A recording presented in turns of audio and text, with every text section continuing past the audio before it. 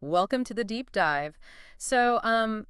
Lately it just feels like the one question everyone's grappling with, from the C-suite down to individuals Hmm. is where are we actually going to work? hmm We've seen some pretty big moves, right? Amazon, JP Morgan Chase, Nike, they all brought in clearer return to office plans in 2024. Yeah, and the U.S. federal workforce looking at 2025, it does make you wonder, are we maybe focusing on the wrong thing? Exactly. And that's really the tension we want to unpack today. We're looking at this really interesting piece from McKinsey Quarterly. Right, the one called returning to the office. Focus more on practices and less on the policy. Mm. Gets right through the noise, I think. It really does, That, because the whole debate feels so binary, yeah. office, home, which is it. Yep.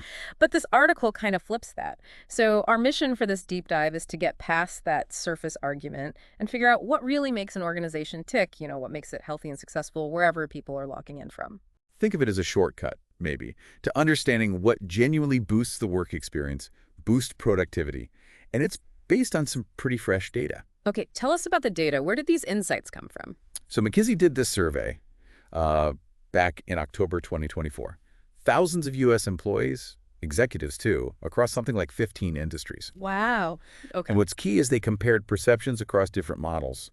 People mostly in the office, 4+ days, Yeah. then hybrid folks doing 2 or 3 days in, and then fully remote. So 4 more days out of the office. And they weren't trying to say, this model is the winner. No, not at all. The research explicitly wasn't about endorsing one over the others. It was more about looking underneath. Okay, so let's get to the core argument then. They're saying the where isn't really the main issue. Precisely. It's much more about the underlying work environment, the actual practices within the organization. That's what truly matters. What really jumped out at me was that finding. Even people who said they were satisfied with their current setup, remote, hybrid, whatever, right, they still felt their overall work experience needed improvement. Exactly. So being happy with where you work doesn't automatically mean everything about your work is great. It's not the whole story. Right. So the model itself isn't the fix. No. And the article then pivots to these 5 core practices that, according to their research, are just crucial for performance, yes, but also for organizational health, that sort of culture aspect. And these are the things leaders often bring up when they talk about needing people back in the office. You got it. Things like collaboration, connectivity, feeling connected to colleagues and the mission, fostering innovation, good mentorship, and of course, skill development opportunities. Okay, yeah, we hear that a lot. We need people physically together for collaboration, or innovation happens organically in the office. Right. But here's where it gets really interesting. The article highlights this. Well, this significant disconnect, a perception gap A gap between who? between how leaders see the effectiveness of these 5 practices and how employees on the ground actually experience them. And this gap exists across all the working models. Okay, give me an example. How big a gap are we talking? Well, take connectivity, feeling connected. A huge, Yeah. 90% of leaders felt, yeah, we're doing well on this. It's mature in our organization. 90%. But Okay. only 67% of employees agreed. Wow, 67. That's a massive difference. Nearly 30 points. It's huge. It makes you question, are leaders maybe measuring connection differently?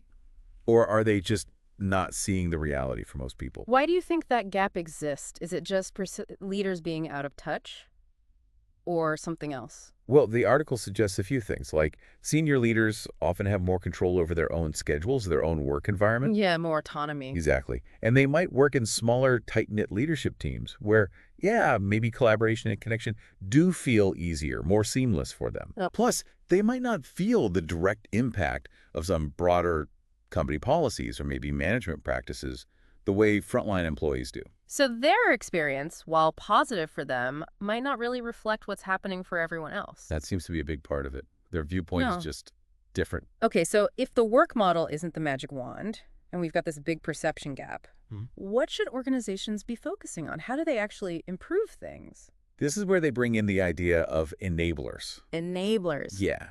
Basically, for each of those 5 core practices, collaboration, connectivity, and so on, there are specific things that support them, like behaviors, policies, even just cultural norms. Ah, okay. The practical stuff that makes the practice work. Exactly. These are the levers you can actually pull.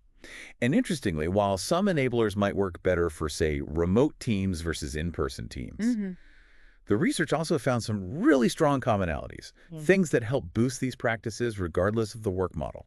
Universal principles almost. Okay, let's dig into those. What are some top enablers that work across the board? Sure. So for collaboration, the number one thing, universally, clear goal alignment. Making sure everyone's pulling in the same direction. Makes sense. Yep. For connectivity, it was about leadership connection. Leaders being visible, accessible, actually engaging. Not just hiding in meetings all day. Right.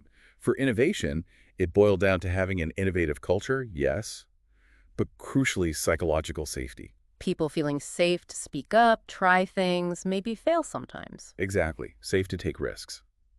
For mentorship, it wasn't just formal programs. It was that combination of formal and informal peer coaching. Okay, learning from colleagues too. Definitely. And for skill development, pretty fundamental.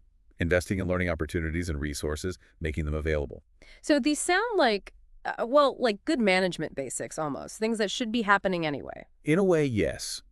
But the data shows they aren't consistently strong everywhere, and focusing on them deliberately is key. But how does this look in practice? Like, how do you enable collaboration differently if your team is fully remote versus hybrid? The article must give examples, right? Absolutely. It gets concrete. So, collaboration. Again, formal Yeah. check-ins, one-on-ones, essential for everyone. Okay. But maybe in-person or hybrid teams can also lean on those informal, spontaneous chats more. Remote teams, though, might need to be more structured. Like using digital tools more intentionally? Yeah, digital brainstorming, maybe more formal virtual meetings designed specifically for collaborative work. Yeah. More deliberate. What about connectivity? That feels like a big one for remote and hybrid, keeping that team feeling. Yeah, it's crucial.